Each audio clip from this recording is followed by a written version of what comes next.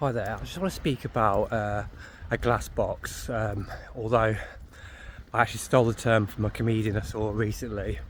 When he started speaking about it in this context, I knew instantly what he meant by it, or at least what I derived from it nevertheless. Okay, I think most, if not all people really, will end up developing their own kind of glass box in their own mind. Okay, if you're wondering what I mean by this, okay, technically my basic training is CBT, so you look at faulty thinking systems, and that's okay. You know, it's okay because it's a top-down approach principally, and you can analyse at that level. It does have utility. The more I've done this, it's not just faulty thinking being the issue, it's almost just a very familiar kind of thinking, full stop. It's almost like really deep down we know it's kind of faulty thinking. That isn't the issue.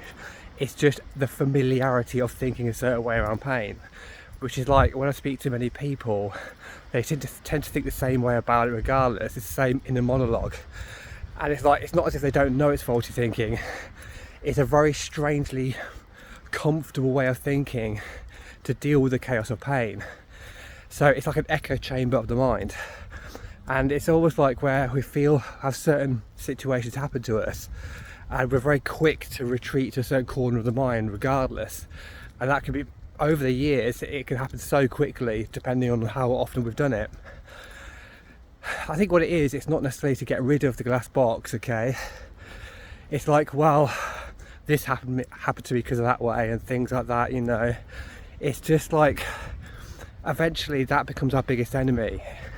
It's like we have absolutely no availability for pain or chaos, you know. And so if I was to speak about what it looks like to come outside the glass box, even momentarily, in a situation, specifically one that causes pain, it's really something bad or shit happens, and you don't think about it at all.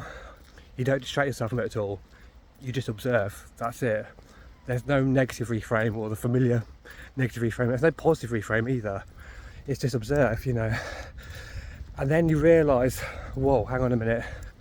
This is why I've developed the glass box over time. So for me, it's like I used to beat myself up a lot about, or it was always eventually the same way of thinking about stuff going wrong, all the time. It's really tricky this when I speak to people, because it does end up sort of shaping a lot of how they understand themselves. So it's not getting rid of that part of themselves necessarily. It's thinking, I don't want to be defined by that part of me either, and I don't want to be stuck in that glass box forever, because it's keeping, you might think it's keeping pain at bay, but it isn't really. It's actually keeping joy at bay. And that's why when nice things happen to us, they tend to come more with relief than joy. And really, we can only have joy if we're willing to feel the pain. And the irony of those who are not willing to feel the pain and go in the glass box end up feeling more pain. I'm hoping enough of that made sense. Or even just as maybe start a conversation, you know. So let me know what you think, and thanks, and have a nice day.